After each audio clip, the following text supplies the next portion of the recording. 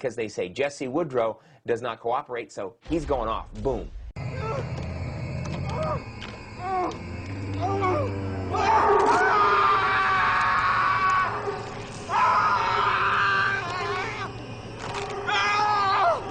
Because they say Jesse Woodrow does not cooperate, so he's going off. Boom. Another thing I want to say, power is knowledge. We have all this knowledge, and or we need all this knowledge. And what Reginald is teaching, what I'm trying to teach, what I'm trying to say, what he's trying to say, is that if you understand these things, power is knowledge. And the more you know, the more power you have. And when you don't have knowledge, it is going to result in your either physical death or a spiritual death. People of Canada, wake up. We need to understand what's going on around us. When you play baseball, when you play football, you know your enemy. We have to know our enemy. If we don't know our enemy, we will lose the game. Power is knowledge. Alright, hey folks, this is Chris Lucas of the ProtestantView.com. That's my site I run now. And this is today's May 14th, 2013, but I don't plan on finishing all this video today. For people who've watched my videos in the past, I'm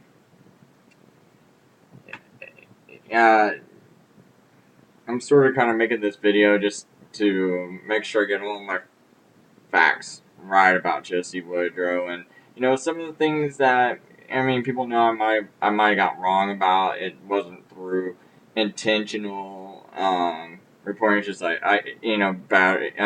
intentional disinfo or anything. It's just like the fact that I'm getting fed various info from different people. At the time, I was working about 90 hours a week. I wasn't getting much sleep, and I wasn't able to I wasn't able to check things as good as I would have liked to. But anyway, I'm making this little video for people who might not be aware of who Jesse Woodrow is or what's the big deal about Jesse Woodrow. Just to give you a short recap of him. He's this Hollywood actor who became Christian one day. And to many people, he seemed to be a real sincere Christian. This wasn't your normal athlete that cheats on his wife and gets caught in some scandals and just decides, I'll become Christian and that'll save my image. And some of these people, I kind of wonder if that's why they became Christian, kind of save their image. Because they don't ever seem to ever preach any truth. They never seem to be insightful. They never seem to really have any true passion. And, with Jesse Woodrow, I think a lot of us thought, from all the ways he talked, that he seemed very sincere. And a lot of us thought, he had a show that was on the verge of being probably bigger than Alex Jones's show. Now, Alex Jones is someone who I consider controlled opposition. And I feel like Alex Jones is there to not really wake people up, but to kind of keep them occupied, keep them entertained. But he's made so you folks only go so far and you never go all the way. He's there to keep patriot movements from only going so far. He only wants you to wake up so much, and this is a mechanism that various agencies, like the government, and other intelligence agencies and organizations around the world, they try to keep you from only waking up so far. So that's why they create these people, and they're called controlled opposition. And, folks, I've spoken in the past, how I believe Ron Paul's controlled opposition. Many of these people you see online, Chris Green, Josh Tolley, I believe all these guys are just existing just to keep you from only waking up so much. They don't want you to wake up all the way. And that's why they never dive into certain topics. Jesse Woodrow, on the other hand, dove into all these topics way before most other people were talking about them. And he was also preaching the Bible at the same time. I don't totally agree 100% with all of his views, but I thought he preached he was a pretty accurate represent. I felt like he was a fairly decent representative of a Christian. And anyway, so for a while he had this show online for a couple of years, and he really seemed to be picking up a lot of momentum. And then one day, as you can see, a lot of us go to his website, and it was about August, maybe the first week of August. As you can see up here, it looks like it says August 16th. Well, that's about as far back as I could on the Wayback Machine. But we go there one day, and we just see this pop up. None of his truther stuff. Because he used to have all these truther videos, podcasts, talking about God and everything. We see this page, and as you scroll down, it's talking about how he's had a very successful career in Hollywood, and talks about all these things he's appeared in.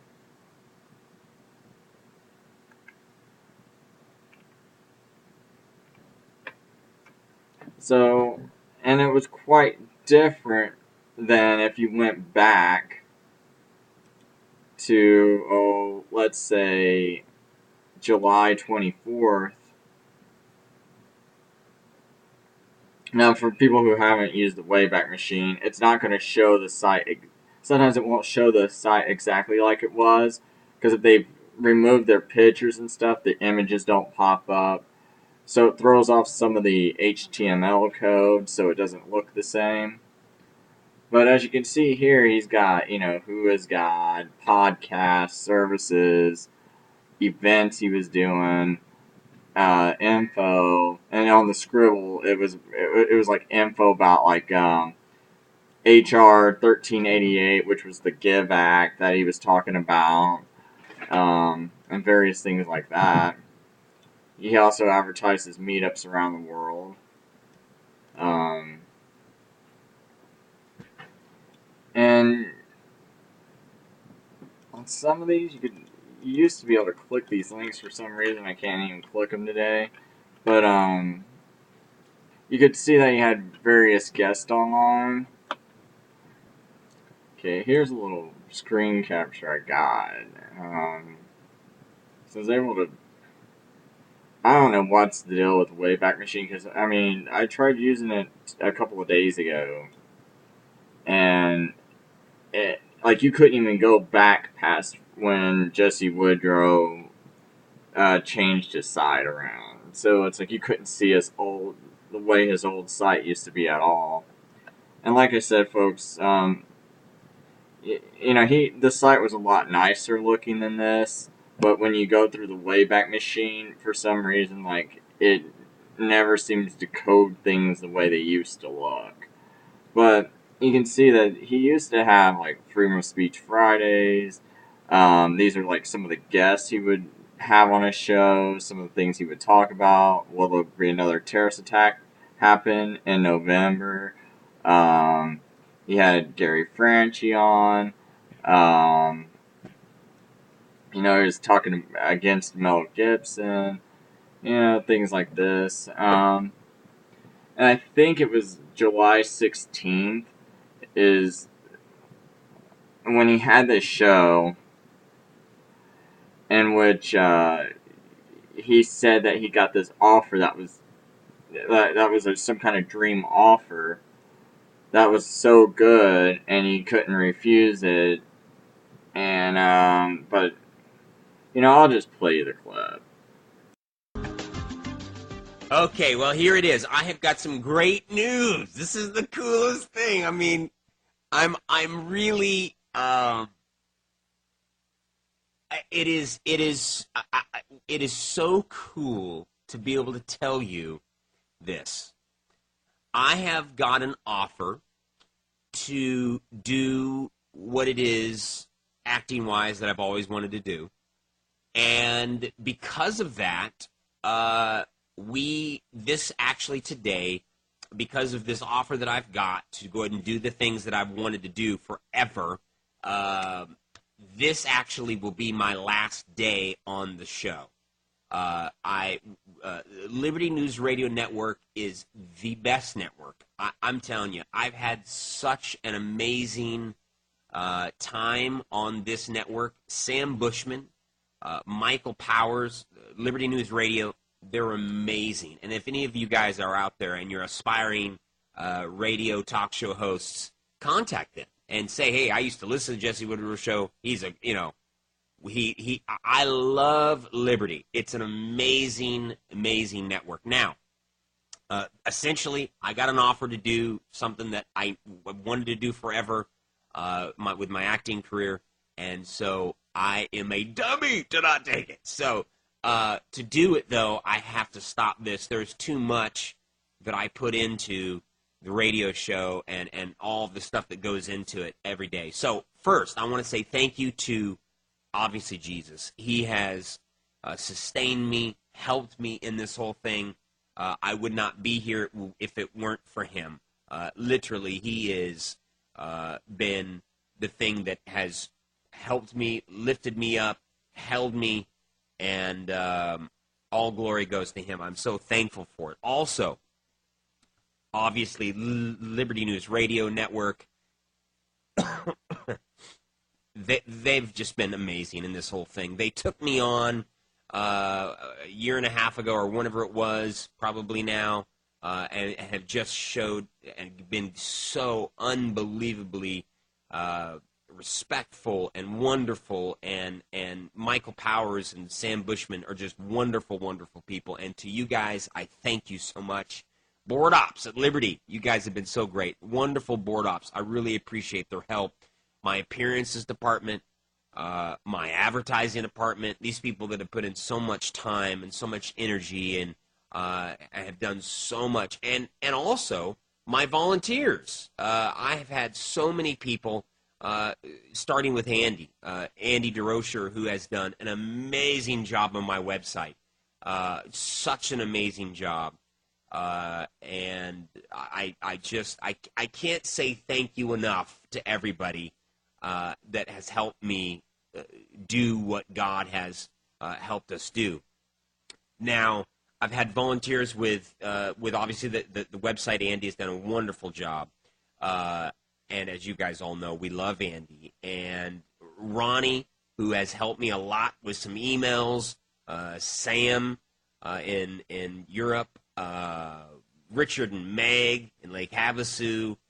Josh Pearson in Minnesota, who really helped me and helped me do a lot with the advertising, making the posters and so forth for the meetups. And that brings me to the meetup question. We're still going to have meetups. You're still going to do them. In fact, James called in, Jeff called in, I'm sorry, about freedom of speech, and he said we got to have a secondary plan. The meetups are it. We're going to still have the meetups. I'm still going to do them. But the daily radio show, I just can't do this and do what I've been offered to do. So, but the meetups are still going to happen. You don't need to go out and cancel your meetup tomorrow. It's still going to happen. They're still going to go on. You can still take the topics. Obviously, it won't be on the air every day, but you're going to still take the topics and be able to do what you need to do. So there's no problem there. And really, I'm going to save the best for last, which is you, the listener. Callers from today, Bryn, Brian, Jeff, James, and everybody else that listens and has been so supportive. I appreciate. This has been the greatest, 2 year. It's been so fun. It's been awesome. And honestly, if I could have somehow stayed and do this, if I had a office of 30 people, then maybe I could have. But right now, I cannot do what I want, what I've been offered to do, and do this every day. I appreciate. This has been the greatest, 2 year. It's been so fun. It's been awesome. And honestly, if I could have somehow stayed and do this, if I had a office of 30 people, then maybe I could have. But right now, I cannot do what I want, what I've been offered to do, and do this every day. For instance, today, I get up at 6:30 in the morning, and I am go, and there is no, stoppage. There is no, I got to work all day long just to get to, 5 o'clock. So there's that. Now, what I want to do because of that, as a special, just for today, for the next, I don't think this will last very long, but as you know, we've got sex rules and now or later. Those are regularly $10 just for today and until they run out, probably later tonight, so you have to get them quick. We have, I don't know how many we've got up there, but they're half off. They're $5. So $5 for sex rules instead of $10, $5 for now or later instead of $10. The Jesse Woodrow Show T-shirts, we got a amazing donation with this whole thing, which is kind of interesting how this all worked out. But what we're going to do is, because we got this donation, we're going to put the shirts, the rest of the Jesse Woodrow shirts that we have. They were $20, but they'll be $10. So if you go right now to the Jesse Woodrow, JesseWoodrow.com, go to the products page, and you'll see there the option to get shirts, DVDs. For instance, this is cool. The starter kit was $58. All our stuff, T-shirts, DVDs, pictures, everything was $58. It's now $38, so it's almost half off. The 4 DVDs were $29 or $30. It's now like $17. The T-shirts were $20. Now they're $10. Just until people buy them. If on the outside chance you buy one, tonight or the next few minutes, and we sell out, we buy like 100, or people buy them up. In case that does happen, I'll just refund you your money, and you'll get your money back. But you don't think that you're going to give me the money and somehow you're not going to get the product. So anyway, make a long story short, the greatest thing. Listen, guys, I don't want this to be a bad thing. This should not be a bad thing. I don't know what you're thinking. You're probably thinking, oh no, he's gone. What? We're still going to do videos. I'm still going to do videos once in a while. We're not disappearing. I'm not going away. I'm not going to Uganda and I'm never going to be seen again or something. We're still going to be here. We're still going to be doing stuff. It's just the daily radio show I just am not going to be doing because of this amazing offer that I got to for what I've wanted to do my whole life. So anyway, that's that. And again, I am so appreciative and so thankful to you, my friend. And really, this has been a friendship. I often said, you're not really a listener. You're not really a fan. And that's why I didn't do that Facebook fan page for a long time. This is more like a family. We more like hang out. And I just wanted to say thank you so much to all of you that have been so kind to me over the years, that have been so helpful for me over the years. You email me and you say thank you, thank you, thank you. It's just been so kind. It's been so good. And I want this to be a positive thing, because even me sitting here, I know what I got going on Monday. I know what's going to be happening. I'm like going nuts, dude. It's the greatest news of all time. This is such great news, this offer that I got. And so Anyway, I know that come Monday at 5 p.m., you'll be thinking, but Jesse's not here. I know, and so it's going to be a bummer for a couple of days. But just know that things are good. It is good. I'm excited, and I'm not going away. We're not going to go bye-bye, and we're not going to, we're not dying. I don't have a death. I don't have an appointment with death at all. But a great thing has happened. A very great thing has happened. I've got an offer to do what it is that I've always wanted to do. I'm excited about it. I'm like knocking down the door. I'm like, come on, I want Monday to be here already. So I love you guys. I've had the best time for the last couple of years. I'm not going away. You'll see me in videos. Pay attention to the YouTube page. We'll be doing stuff there. And I love you. I love you. I love you. Jesus is the only way.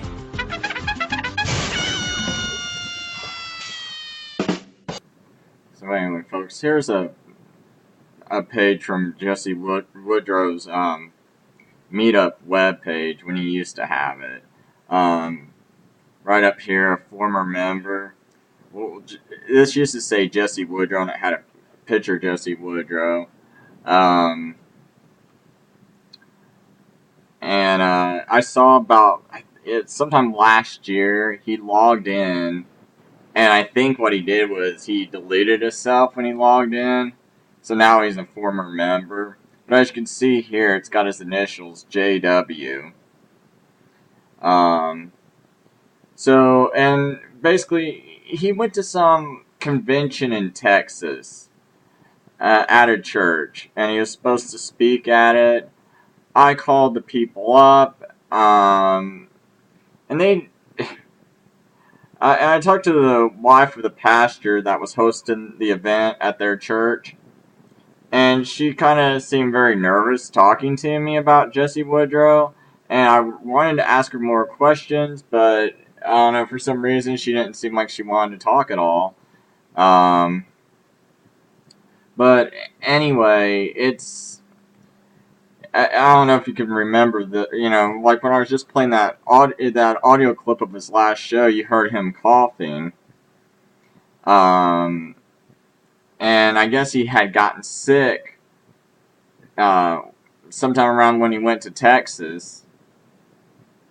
And so when he comes back from Texas, which is July 12th, which I believe is Monday.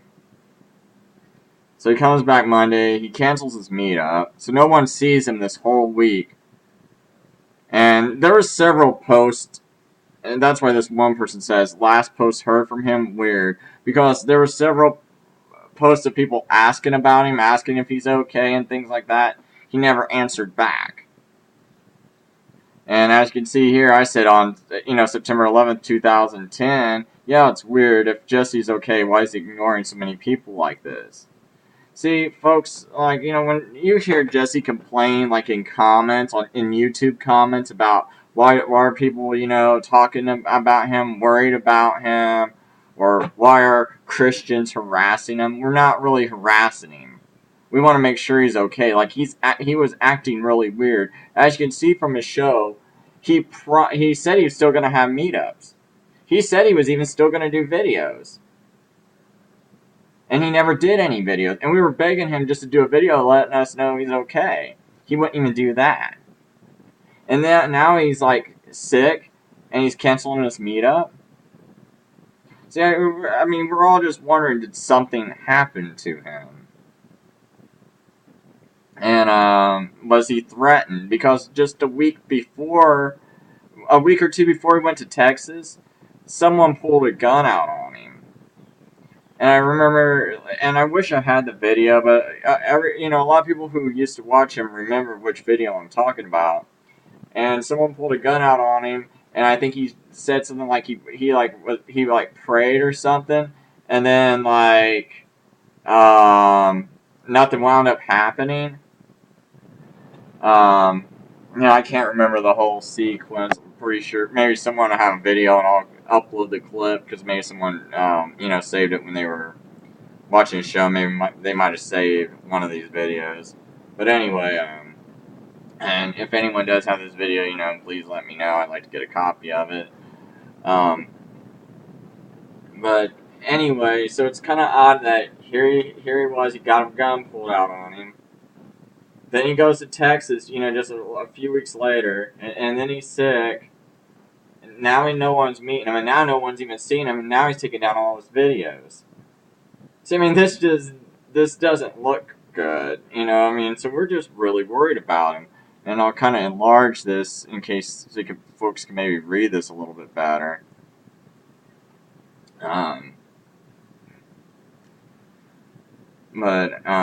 You know, let's see here.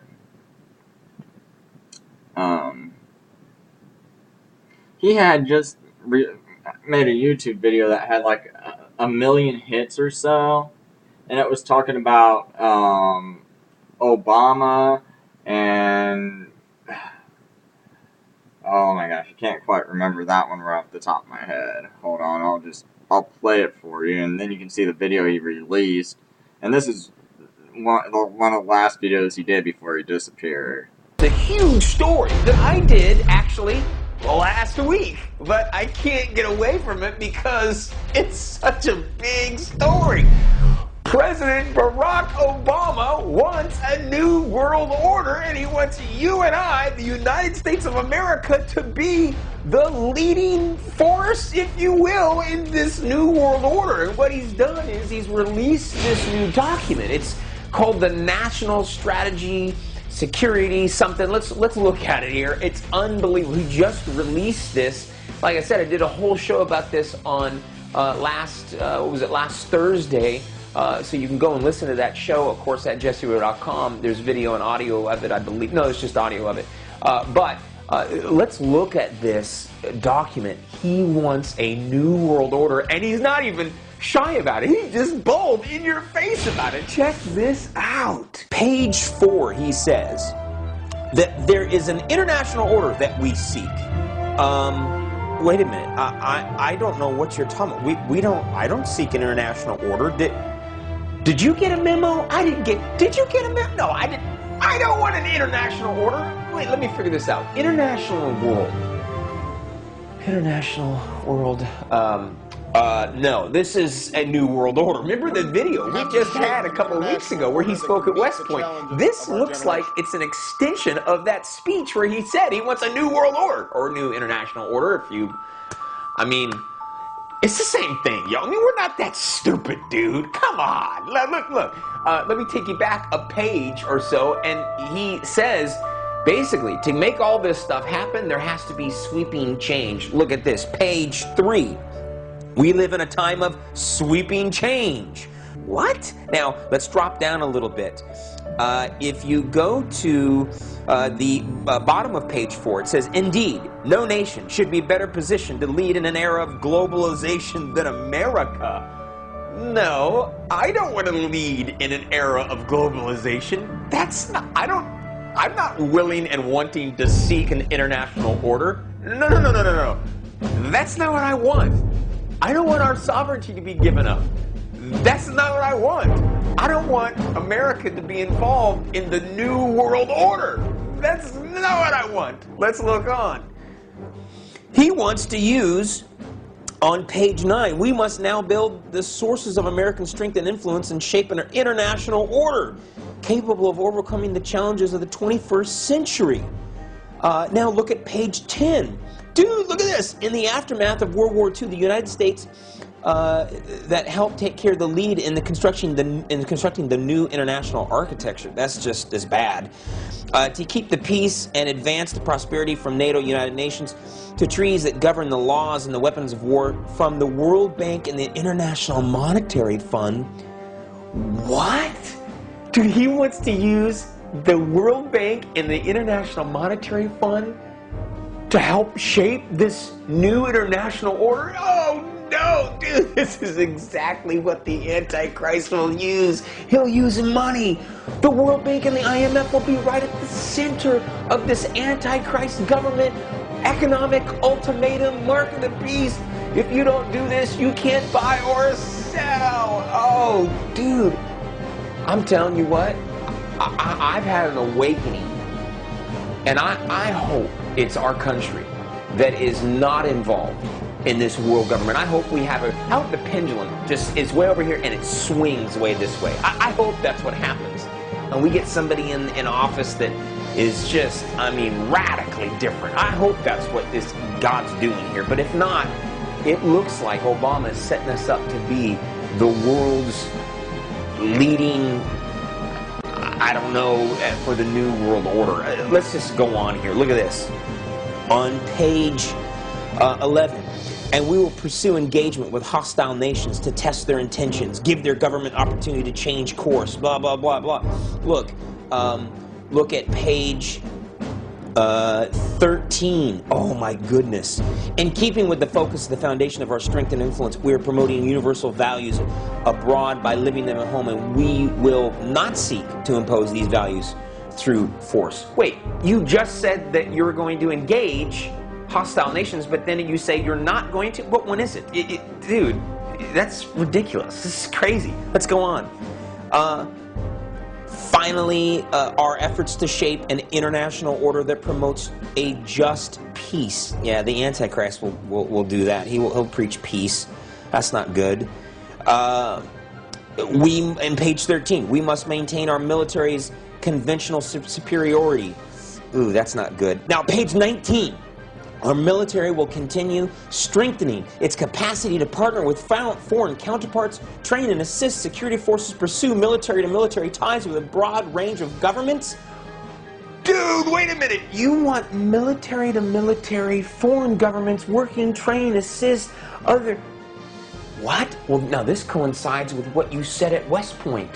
You want our military to be the anchor of global security. That's what you said.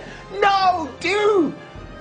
He wants to use our military to establish and shape a new world or international order. That's what Barack Obama wants to do, and I have not seen the news take a hold of this document.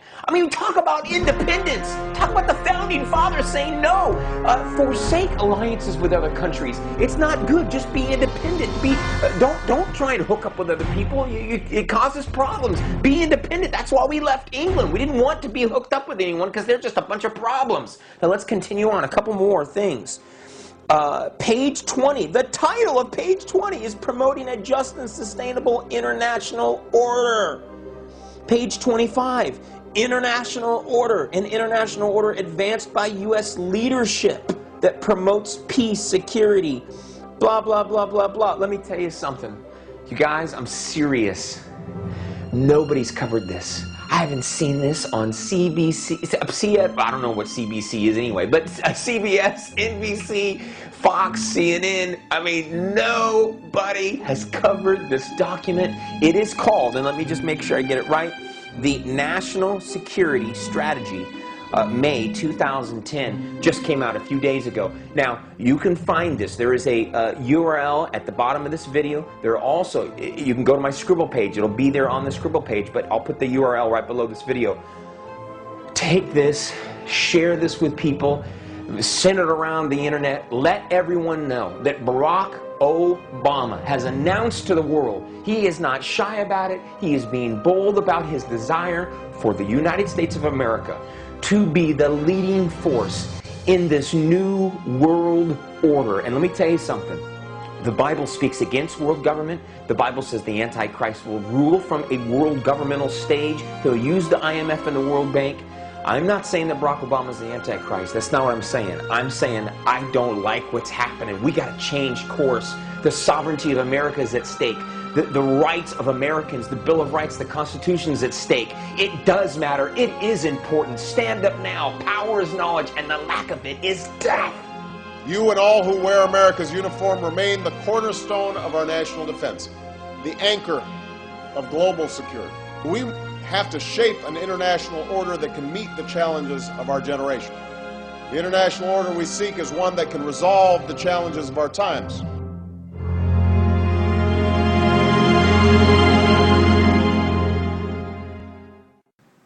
So anyway, folks, that was one of the last videos Jesse Woodrow did before he disappeared.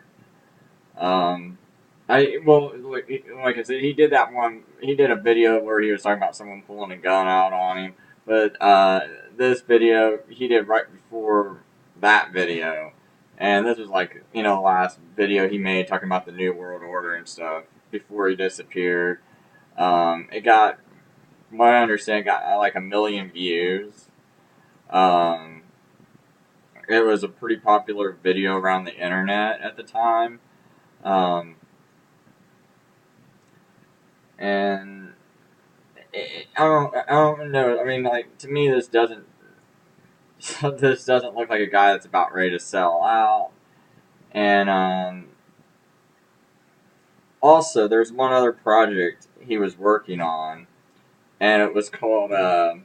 He was working on this documentary called Remotely Controlled, and that's what I'm getting ready to play you a video of right now.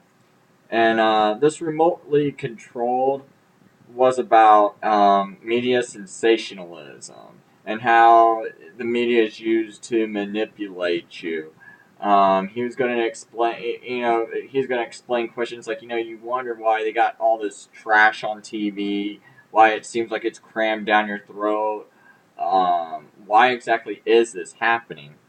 Now, one thing I want you to keep in mind, it was also this company named United, spelled with a Y, UNYTIED. They were the ones helping make this documentary. So Jesse Woodrow, right before he disappeared, he was in the process of making this documentary. Now, folks, the official story when Jesse Woodrow disappeared was that, now, and I even read this on a comment not too long ago. In fact, and in this comment, let me see if I can find. Okay, folks, here's a comment he made on a YouTube video of his. Now here it says 6 months ago, but I copied this off of YouTube about, let's see here. I probably copied this off of YouTube, I'd say 2 or 3 months ago, so this might have been about 8 or 9 months ago that he actually made this comment. As you can see, someone at the top, named Timothy Gill, he says, Jesse, what specifically was your motivation to work again in Hollywood? I am not condemning you. I just want to know. The Illuminati elite structure doesn't care how much you make off of them. They just want to use you and corrupt you. This statement I totally agree with. And anyway, Jesse Woodrow responds back, Hello, Timothy. Thank you so much for asking in a very respectful manner. I have said this over and over, and I will once again repeat it for you because I admire the way you address me. Essentially, I have been an actor since '97. I took a lucrative job offer in Texas for a year hosting a show. It was not my first love, but I enjoyed it. I was always going to return to my career. Hollywood had hit a difficult time in 2007 to 2008, and I was just smart enough to get out and take a non-acting job. And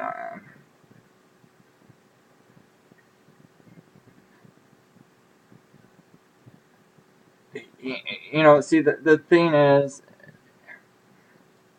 when he disappeared, I mean,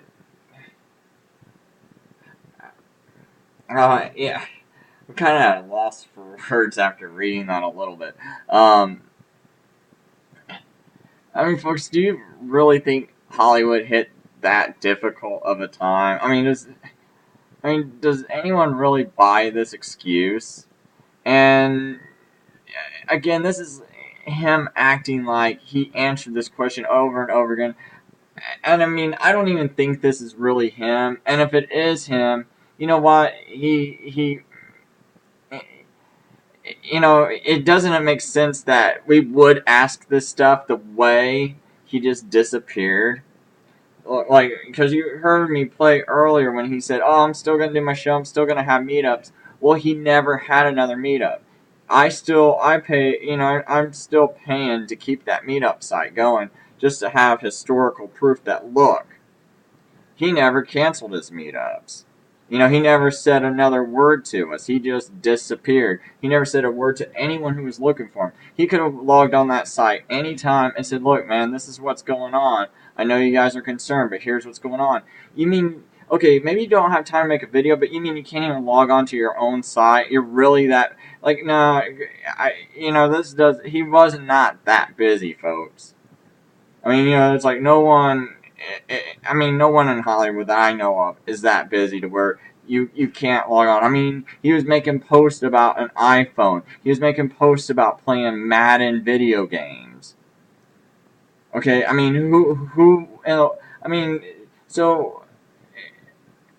first of all, you know what was odd about those Madden video game posts? These were like the dollar Madden games he was talking about, the Madden sports games he was talking about. The dollar ones. You live in Hollywood now. I mean, you know what, folks? I mean, I used to play Madden a lot.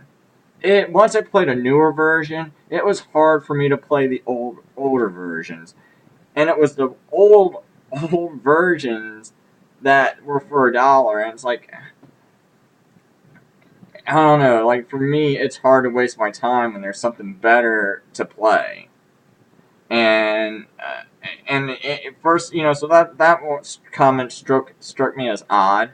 But secondly, it's not like he was too busy to, log onto a site for 5 minutes and discuss, everything going on with him. He just left everyone high and dry. Like, no one knew what was going on. So, yeah, this is why we're concerned. He was doing videos exposing Illuminati. You always hear about people, like things happening to people who try to expose him. People, talk about Bill Cooper and how Bill Cooper, because he exposed Alex Jones, someone, came after him. It's like, you hear stories. I'm not saying these stories are true. I'm just saying you hear all kinds of stories, right? So all we were just concerned, and wanting to make 100% sure he's okay. But the way he disappeared. And he knows all this. All this stuff I'm talking about, like, none of this would catch him by surprise. Like, oh yeah, I never thought about Bill Cooper. No, he knows about Bill Cooper, all this stuff. He knows about how people disappear, okay? He knows about how people get killed, bumped off. He knows about JFK. It's not like he's like, well, I believe Oswald did it. No, I doubt he believed Oswald really killed JFK. Come on, folks. You just heard some of his video. Do you really think this sounds like a person who just, like, kind of takes the government's word for everything? Now, come on now. The thing that really struck me as odd was there was, like, interviews with, like, his pastor, from End Times Ministry. Well, a pastor he had, he'd done events with and things like that from End Time Ministry. Okay, well, there was someone on YouTube, and I can't find this video now, but anyway, they did a telephone interview with Irving Baxter, right? And they probably did this about 3 or 4 months after Jesse Woodrow's been missing. We hadn't seen anything of him. So this guy calls up Irving Baxter, and he's like, yeah, I'd just like to talk to you about, what you think about Jesse Woodrow. And Irving Baxter's like, oh, I think he's fine. And he's like, well, when did the last time you spoke to him? Well, about 6 months or so ago. So this guy hasn't even spoke to Jesse Woodrow since he disappeared. And he's like, and he doesn't think there's nothing. This is a pastor, right? Really, you don't think there's nothing weird about him just taking down all of his YouTube videos, all of his truther videos, disappearing, not talking to anyone in his meetup group? Because these things were asked about to Irving Baxter, and Irving Baxter probably knew about this stuff, okay? It's not like this was like a secret, like no one knew this was going on with Jesse. This was, a lot of YouTubers were talking about this, okay? And it's like, here's Irving Baxter, and he's just like, oh, I think he's okay. Really? He's exposing the Illuminati. What happens to people that try to expose the elite? What happens to them? Bad things happen to them sometimes, right? We've heard about this. And here's this pastor, haven't spoke to him in 6 months. Guy's taking down all of his YouTube videos. At the very least, aren't you concerned about, like, him losing his way and going back to the world. I mean, doesn't that at least bother you? I mean, what kind of pastor is this? See, I think Irvin Baxter's a fake phony, and I really hope no one gives to his ministry. Okay, because he's someone I used to even listen to when I first got saved, when I was 26, so that's about 12 years ago. Well,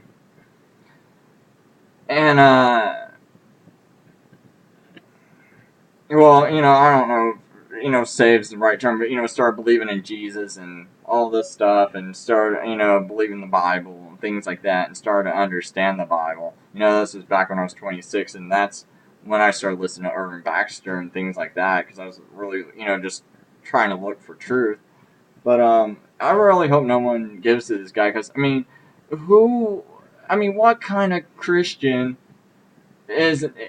shows no concern like that to someone that just disappears like that, and you just think everything's okay? Are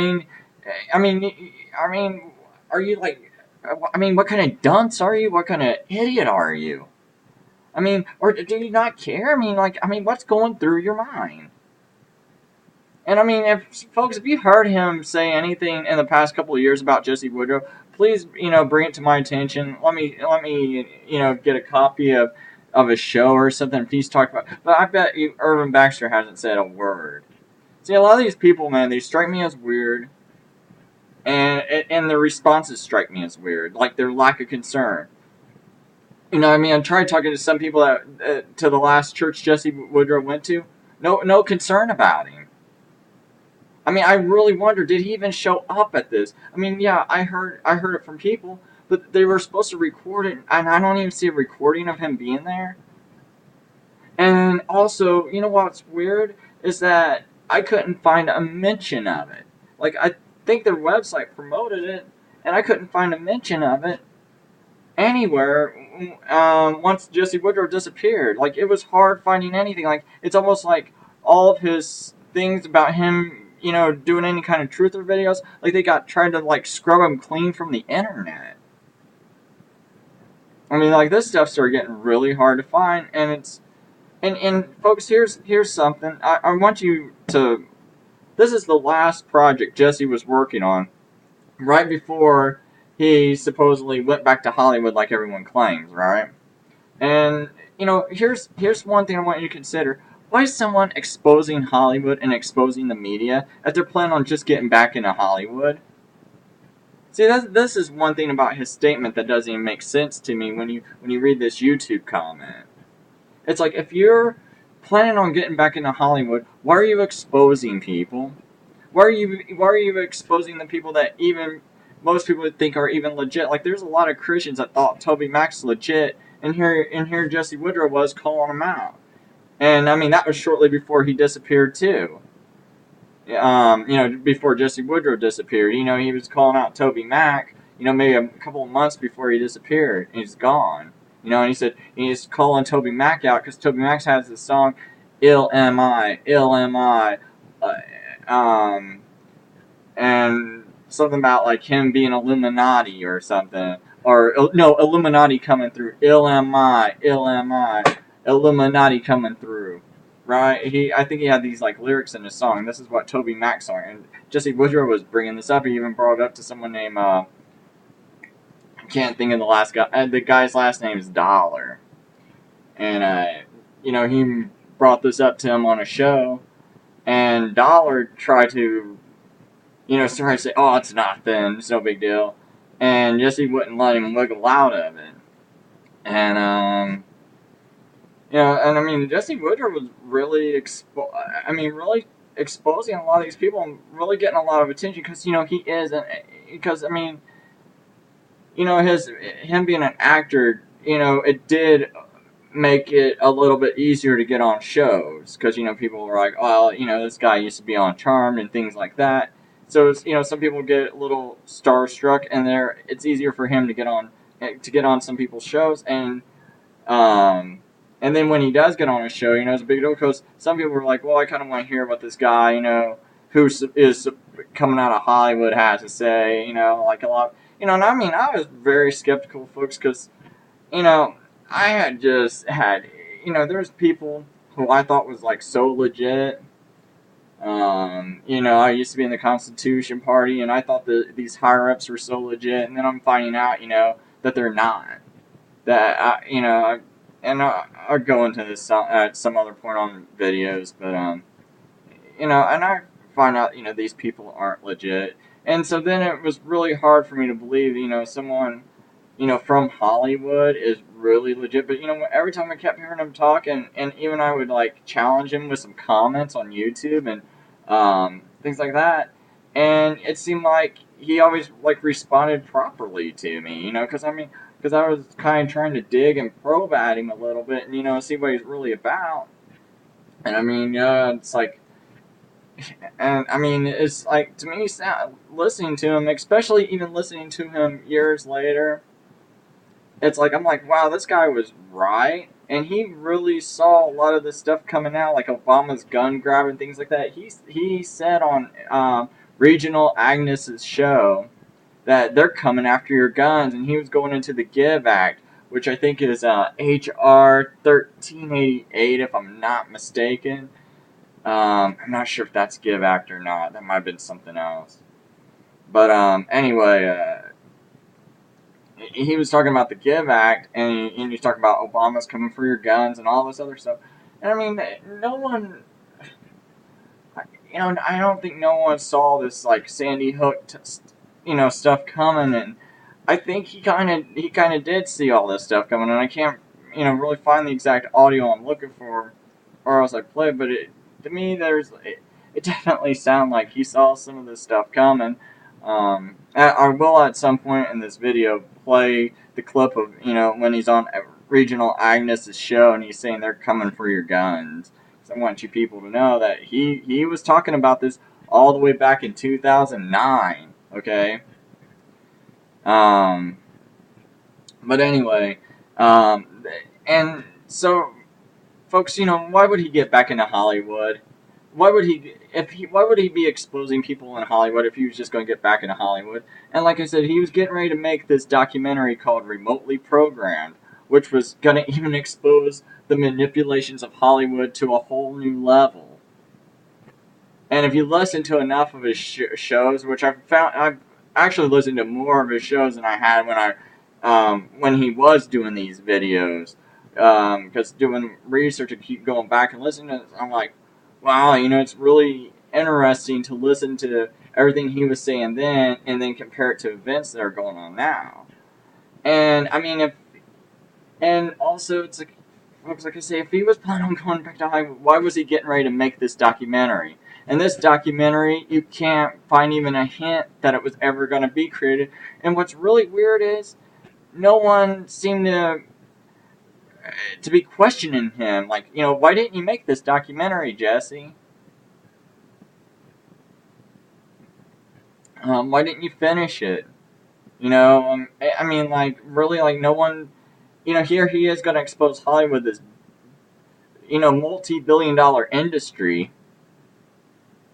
you know, that the government uses to control people, that all these, like, various agencies use to manipulate people, and he's getting ready to expose it, and now he just kind of disappears for a while.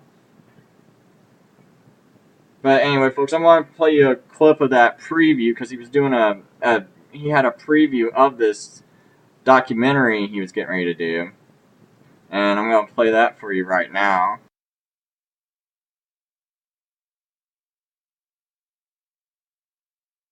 Media sensationalism controls the world. Do you know what media sensationalism is? It tells you how to walk, how to talk, what to think is cool, what to think is not cool. Media sensationalism and media controls you. It not only feeds you, it teaches you what to do. Oh, I think this is cool, I think that's cool, whatever it is. They walk in front of your face and they point at you and they say, I'm going to tell you what is cool and what is not cool. Now, this is what it is. We are going to do a discovery. We're going to launch out on this path, and we're going to search and find out who's responsible for media sensationalism. Why is it that we have to watch the things that we're watching? How come we can't watch pure and morally right and morally wrong issues? Why is it we got to be, we're forced down the throat with so many things that we don't want to be a part of? Who is in control? We're going to interview doctors, psychologists. We're going to interview celebrities. We're going to interview the big head honchos at the top of the studios. Why are you doing this? Why are you not doing this? Look, media sensationalism is so important. Whether you understand it, whether you believe it, whether you even know it, they are feeding you. And I don't want to be controlled by the media. Power is knowledge, and the lack of it is death.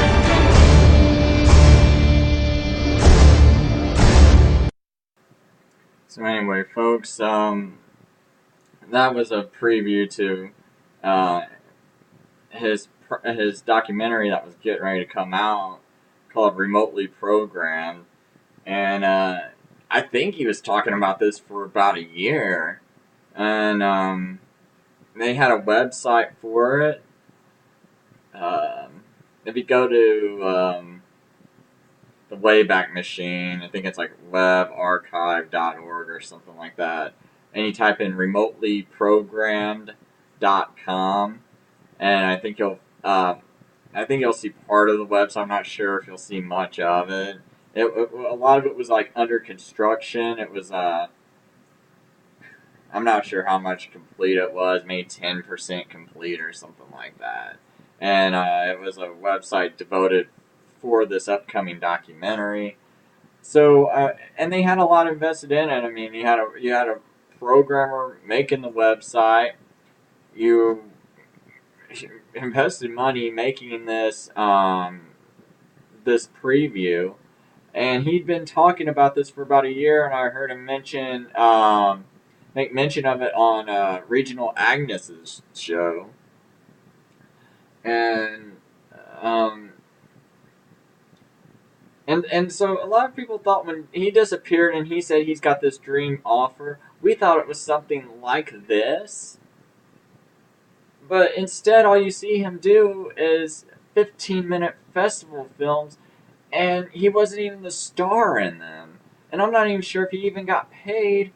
And people even treated him like he wasn't even a star. Like, I remember reading some of the interviews, and I can't quite, I don't know how to take the file out of this one cell phone I got, because I don't know how to plug it into its port. It doesn't really have a USB port on it. But I had this file on this old cell phone of mine, because I remember reading this article I found on the web. And like the woman that was the woman that made this feature film called Hard Times in H-Wood. I mean, like, listening to her, and when she commented on Jesse Woodrow, it's like you would think she would be like, oh, I'm so great, thankful that, Jesse Woodrow from Charmed, helped out. But it's like, when she mentioned him, he was almost like mentioned like a nobody. And I mean, not to even be starring in this, like, I don't know, I'm thinking festival films, wouldn't you think like someone like him would have had a bigger role in a 15-minute festival film, especially if a so-called dream offer? And he didn't make any money off of this. And then he did another festival film that I think was like 13 minutes. I don't know. One was like 15 minutes. One was 13 minutes. And now this Unborn film that he was doing, it's a short. People keep saying, oh yeah, this is the thing that he got paid for. Well, it's like 2 or 3 years later from when he disappeared. And now we're finally hearing about this movie Unborn. I mean, was this the dream offer to do a short film that wasn't even guaranteed to... Because what this is like a preview to try to get someone to, sponsor it, make it into a feature film. From my understanding, what I understand of... I'm not really very... knowledgeable about how Hollywood works or the film industry works, but someone's told me, you do a short when you're trying to get like a feature film to be sponsored or something. So it's not even like I don't even know if he's in the featured film. I know he's in the short, which was, which someone decided to pick up and make into a feature film. But I'm not even sure if he's in the feature film. And I'm not sure I don't know why this is like a dream offer, or what's such a big deal about these festival films. I mean, I think most people think this is kind of odd that, he just disappears. He even said he was still going to do his meetups. He even said he was still going to do his videos. So it's like, so why did he lie? If he's lying. And it's like, folks, and not, at the very core, at the very basic of it, if, let's say he really did so, shouldn't we kind of be concerned about this guy who seemed to be saved, and all of a sudden he's, like, part of the world now? But is that really, is it really just that? He backslid? Went and just, gave up everything to go back into Hollywood? All this stuff he was working so hard on? And he had this project just getting ready to come out. Or could it be someone who bought him off? Could someone have, like, offered him millions of dollars not to do this?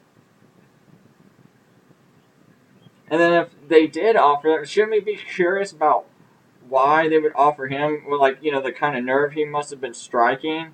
The kind of, was he really bothering the New World Order that much to where he had to be paid off? We should be, like, focusing on this stuff a little bit. Why just go and say, oh, he just sold out? And like, all these, I'll never understand all these people that he used to talk to. No, it's like, were all these people, like, shills that were hanging out with him? Or were they, like, like, those preachers that was like, oh, yeah, here's this guy from, TV star.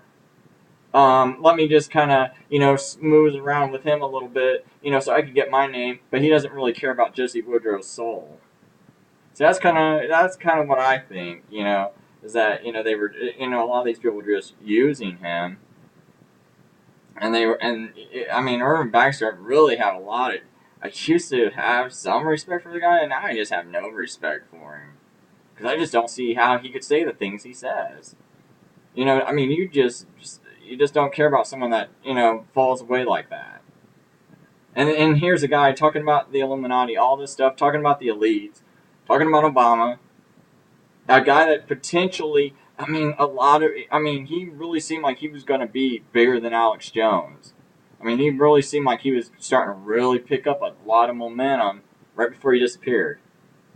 Because, he was starting to gain, people like me who just recently, just... I think I probably was, like, the biggest cynic of him at the time. Because he really didn't say anything that would make you think he was a shill. But, I was just kind of cynical of him because, I just was hanging out with people who I was in the Constitution Party. I was listening to Michael Peruka all the time. And I thought, man, this guy is, like, extremely legit. Like, I thought he was, like, the most ideal presidential candidate of all time. And I honestly think he's working with the one world government now. Because, I believe the one world government is the Catholic Church. Because in the Bible, it says a woman's going to ride the beast. A woman is symbolic of a church. The beast always means government. From everything I understand about Bible prophecy, beast means government. So if a woman's going to ride a beast, that means a certain church is going to ride the beast. And the beast, I believe, is world government. And you got this woman riding world government. And, I see all these world leaders, as soon as a Bush gets elected, he's bowing to the Pope. He goes, sees the Pope, goes, bows to the Pope. As soon as Obama gets elected, goes, sees the Pope, bows to the Pope. I watch all these, like, Presbyterian leaders, Methodist leaders,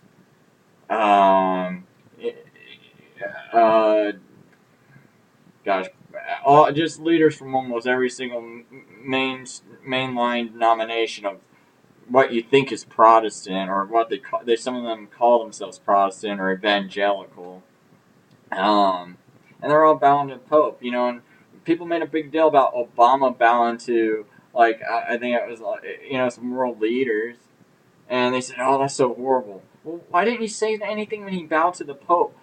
People forget the Pope is basically like the president of the Vatican. And the Vatican is a country. And here's Obama bowing to the Pope.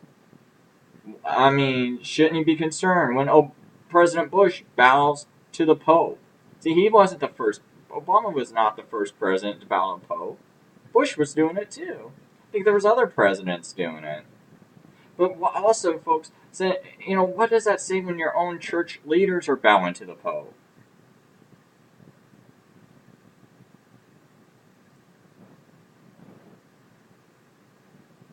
Jesse Woodrow did bring up the Catholic Church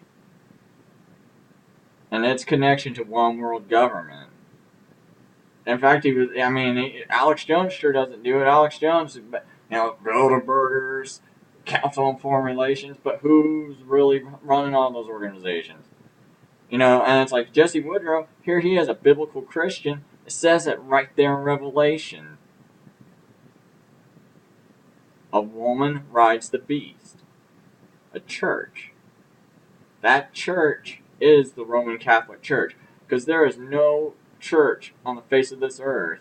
There's no organization on the face of this earth that's killed more Christians than the Roman Catholic Church. There's none. And I actually think they're responsible for more death than any entity that has ever existed. I think that, the Roman Catholic Church is the most evil entity that ever existed. And all they really are, folks, is a carryover of the Babylonian religion.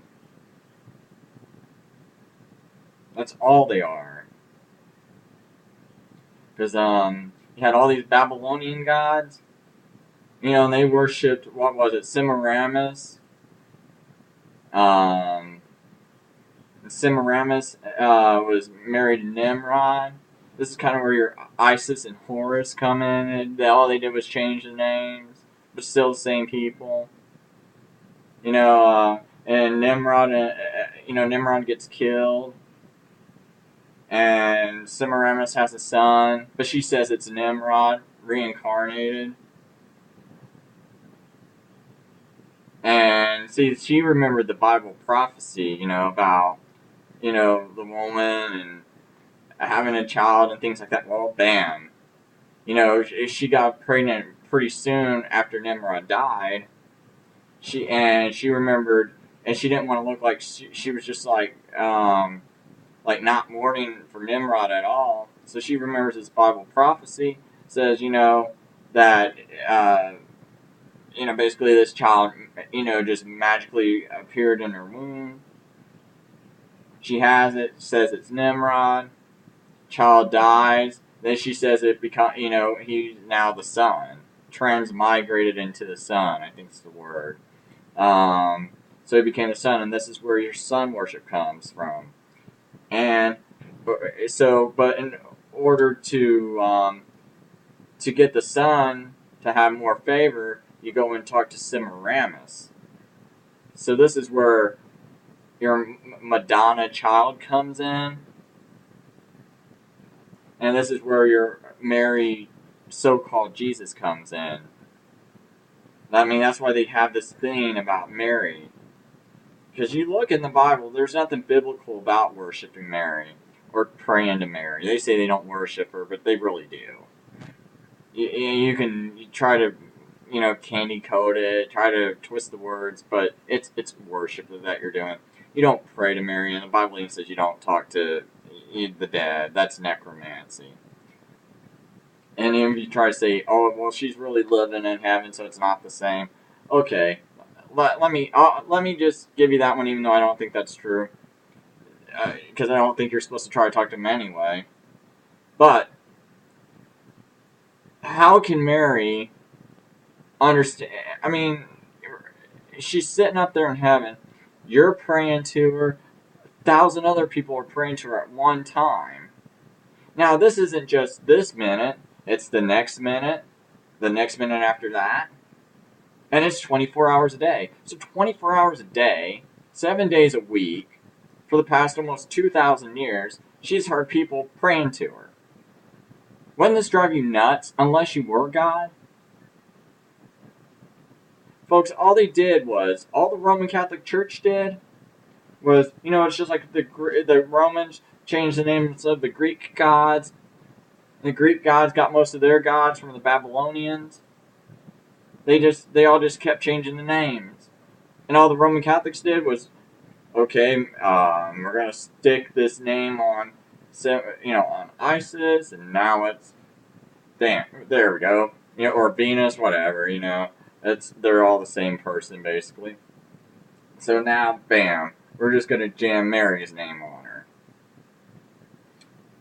And so the higher ups, they know who these people actually are. Now, they might deceive everybody else, but the higher ups know who you're really praying to. They know what their religion really is. Sort of like Freemasonry. It's like the people who come into it, they don't know what it's about. You have to be a certain level before you start figuring out. Or this is so I'm told. I'm told Freemasonry works this way. That you gotta get up to a certain level. So it's like first degree person in Freemasonry, they might not know what gods they worship. But at the 33rd degree, you're supposed to know all these things. You're supposed to know that it's actually Lucifer and the devil. And it's sort of the same way in the Catholic Church. They put on a mask.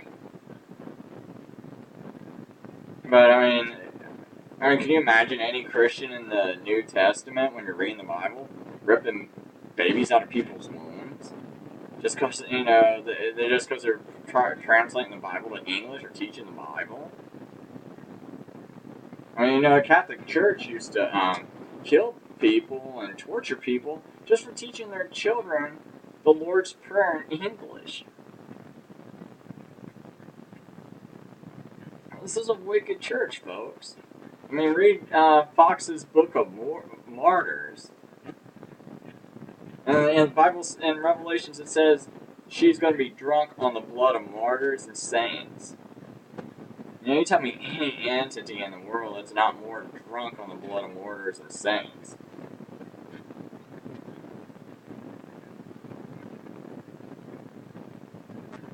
So, anyway, folks, I think I'm just going to leave this video at that. And I'll be making a part 2 and part 3. And saying a little bit more. And I will leave off with this one piece from a Regional Angus interview with Jesse Woodrow back in May of 2009, I believe. So I'm going to leave it with that. And thanks for listening. If anyone gets a chance, try to check out theprotestantview.com sometime. That's my site. Liquid Smooth on YouTube. I'll also be posting this on my other YouTube page called The Protestant View. And that's on YouTube. And anyway, folks, thanks for the support. I appreciate the letters people have sent me in support and the comments, and through these years, and the help anyone's given me with this, and hopefully I'll be doing another video, and later. I'm honored that your audience would get a chance. If you get a chance, you can go to jessewoodrow.com. That's my website, or you can view them on view this particular video that he's talking about on YouTube as well. The username there is Jesse Woodrow. But the GIVE Act was signed just a couple of weeks ago, and it went literally unnoticed in America. Now, I want to give your audience, if you mind, I'm just going to read a little bit of this story because I think it's good to just get the basics down, understand things, and then we'll go from there. President Obama signed into law the GIVE Act. Now, also, Reginald, some people are calling this the SERVE Act, the GIVE Act. I guess the official name is the SERVE Act, but the H.R. Bill 1388 is called the GIVE Act. But it really doesn't really make any matter of difference at all, which massively expands the National Service Corporation and allocates to it billions of dollars. And one executive for the program now says it will allow the managing of 8 to 9 million people. Essentially, what it is this. They have 75,000 people that right now are volunteers or work. I guess you could say they're paid. They're paid staffers, but they call them volunteers for some odd reason. Paid staffers of the government in this thing called AmeriCorps. And what they want to do is they want to take the 75,000 up to 250,000, and with those 250,000 paid staffers from the government, what they want to do is have those 250,000 people now manage 8 to 9 million people, volunteers, in America. Now, this is where it gets crucial. This is where it gets interesting, Reginald. I had a man by the name of Hilmer von Kampe. He was a former Hitler Youth. He was with Hitler. I mean, the guy was in the Hitler Youth in Germany, and he told me on my show just a week or so ago, he told me, Reginald, listen, that's the exact thing in this Give Act and this Serve Act is the exact same things that I saw growing up with Adolf Hitler. And what he said was, the 8 to 9 million, we have documentation that 8 to 9 million is the approximate number. No one knows for sure. They didn't take a census. But the approximate number of people that were a part of Adolf Hitler's Youth Brigade was exactly 8 to 9 million. That's the approximate number. It topped out around 1944. So to say that Barack Obama and his administration and AmeriCorps, they would like to have 8 to 9 million people that they are basically managing gives me an eerie, it just makes it eerie that that's the exact number that was boasted by Adolf Hitler and what he had in his AmeriCorps. Now, this AmeriCorps, some of the things that have been touted is the fact, and maybe I could play those clips for us if I could get them ready. I should have had them ready. I can play them for you through my system here. Rahm Emanuel has gone on record and said that they would like to have a civilian national security force. And he thinks that citizenship is not something to be taken lightly. He thinks it's mandatory. They've wanted it. Rahm Emanuel, the White House Chief of Staff, has wrote a book called The Plan, and this came out years ago. And in the book, The Plan, he says explicitly that he wants to have a mandatory 18 to 25-year-old civilian national security force. Keywords there, security. So a modern-day draft is what we're talking about. Yeah, exactly what we're talking about. Now, to be absolutely fair, because I don't think it would give you credibility or me credibility, this is what they gunned for, Reginald. This is what they had in mind. This is what they wanted. They've gone on record. Obama said it in the primaries. He talked about it. He said that we want a national security workforce. Make no doubt about it. That's what they wanted. Now, what happened is they introduced this bill in January, and it took them till this last month, April 21st, is when they signed the Serve Act. And the problem is they got hung up on this mandatory thing. Now, to be fair, they passed it without the language of mandatory in it, but take this to account. That they now have a committee that is trying to amend this bill and make it mandatory. This is what they always do. They always lie to us, and they always say, well, we passed it. And this is what happened. They did pass the bill. This did happen. 18 to 25-year-olds will serve a length of time in this thing called AmeriCorps. They couldn't get it passed with the language of mandatory, so what they do, they just said, oh, well, okay, fine. We'll just pass it right now, and we're going to come back to it. So they are going to come back to it. Believe me, this is what Rahm Emanuel wants. In fact, let me, and I may be able to play this for you, Reginald. Let me see if I can just pull this up as we're doing live radio here. Let me see if I got it. I think I do here.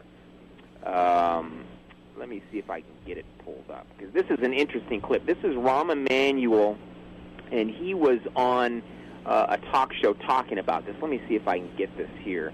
Go ahead and make a point real quickly. Well, what happens is we had Adam Kokesh on as a guest, and I'd recommend that you bring him on your radio show.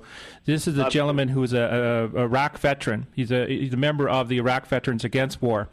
And when I asked Adam this a few months ago, I said that I felt that what was going to be passed was the making of the modern-day brown shirts. And, at that time, he really didn't. He wasn't really looking at it that way. But now we're looking at it even further, and I'd have to say that that is exactly what this Give Act is. And I got the clip now if you want to play it. Sure, go ahead, Jesse. Now, if you can't hear it, just say immediately, "Hey, I can't hear it." But I think it's going to work. So here it is. The ambitious title of. Do you hear that? The word universal. Barely. Hear it? No, we can barely hear it. What I'll do is I'll play that clip on another show. Probably in about 3 weeks' time when I come back on, I'll quickly play it for the listening audience. But I Sorry about that, Rex. Oh, that's okay, Jesse. I'd like to get on to, with this Give Act in place, now what happens is Obama has visited Mexico. And he's trying to claim that over 90% of the weapons that end up in Mexico at one time ended up in the United States, came out of the United States. That's where all the weapons that the drug dealers have, or 90% of them are originating from, which has been proven to be a misleading information. So Obama's visited Mexico, and then what he's done is he's trying to ratify this new, about 12-year-old treaty. And this treaty was passed by Bill Clinton wanted to pass it, but the Senate and the Congress said, we're not going to pass it. Because what happens is what it does is it registers every single gun owner in the United States under the exact same registry. And what happens is you're available worldwide. Your name's going to be available worldwide under this thing. And what it's called Inter-American Convention Against the Illicit Manufacturing of and Trafficking in Firearms, Ammunition, Explosives, and Other Related Material, also known as CIFSA, or CIFSA, excuse me.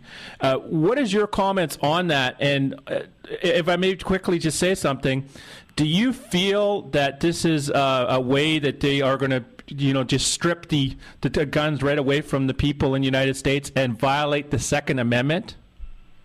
Yeah, great points. I actually went in, to answer your question, I went into a gun shop recently where I live in California, and I asked the guy behind the counter, I said, hey, look, do you foresee them tracking, fingerprinting, knowing who's got guns, who buys the ammo for the guns? He kind of jokingly, well, it wasn't so joking to me, but he said, nah, they'll never get that passed. Let me tell you something. I believe with all my heart that it is their every intent to make sure and to actually take your guns away from you. I think that is their every intent. Listen, there is the Second Amendment that says you have the right to keep and bear arms. That is part of the Constitution. Whether you agree or like guns or think that we should have them, in my mind, all the things that I'm seeing come down the pike, all the things that are against, this DHS assessment, and I know your audience is very aware of it, the DHS assessment put people that believe in the Bible or believe that you shouldn't kill a baby in the same group as Timothy McVeigh and Al-Qaeda, and to say that a person that takes a hard stance against abortion is a militia member that has a chance to be radical and kill thousands of people with guns or with anything, is a sign to you and me, Reginald, that, hey, look, their intent is to do this. Now, one thing that I think, and I hope I've answered your question well enough there, but one thing that is interesting about this Give Act that I do not want to look over is the Give Act was specific in regards to the things that the people could not be involved in if they are signed up for the Give Act. And I would like to read for your audience. Let me pull it up here real quickly because I think your audience would be amazed at some of the things it says. Do you mind if I do that? Yeah, and if I may, I'd like to quickly point out that here in Canada, in regards to that treaty, I think that Canada is probably a nation that signed that treaty because right now if we have a weapon and it's registered, we have to safely store the weapon. And if you're involved with competition where you're firing pistols and stuff like that, you have to go to the RCMP, the Royal Canadian Mounted Police. You have to get special permission to do it, and then you have to store your ammo in a different location at the same time. And all this has to be stored in safe locked areas. So what happens is, here in Canada, we're already facing what United States is looking at right now. And I am someone that I fully support the right to bear and keep arms. Being someone who used to be in the military, right? I've been trained how to properly handle a weapon. I've been trained to treat every weapon as, even if I know it's unloaded, I've been trained to treat that weapon as if it is loaded, right? And I basically fully support that. I would love to see the day when here in Canada we do have the right to bear arms. And being long as we were properly aware of the weapon is, you always treat it as if it's basically it's a dangerous weapon, and long as you show it respect and you show people respect, that's why you should have the right to keep and bear arms. And I do not support the basically gun control in any way here in Canada. And I'd love to see the day when gun control is totally gone. Well, they did do this, and they took away guns in D.C., which has raised a huge question. It's a Second Amendment. Let me say that the connections that we're drawing to the Give Act or the Serve Act to what Hitler did with the youth, you have to understand, and I know your audience does, that the same things that Hitler was doing, now we're starting to see America do. And Hitler was no dummy. I mean, Hitler used the youth. The youth are powerful. Now listen to what this is actually in the bill. Now I've got this bill on my website at jessewoodrow.com in the scribble section. I've got the whole bill there, so you can go and download it if you want. But listen, for example, it states that those in approved national service positions may not try to influence legislation. Now hold on. I'm going to keep going here, but influence legislation, engage in protests or petitions. Wait a minute. The First Amendment says I have a right to petition the government for a redress of grievance, but according to this thing, they're saying if you're in a national service position, you're not allowed to engage in protests or petitions, take positions on union organizing, engage in partisan political activities, or, among other issues, be engaging in religious instruction, conducting worship services, providing instruction as part of a program that would include mandatory religious instruction or worship, constructing or operating facilities devoted to religious instruction or worship, maintaining facilities primarily or inherently devoted to religious instruction or worship, or engaging in any form of proselytization. They're saying, dude, that you cannot be involved with God, you can't be involved with any kind of a political issue, you can't be involved, you can't vote. I mean, you can't do anything if you're involved in this AmeriCorps, and they're wanting to have 8 to 9 million people involved in this thing.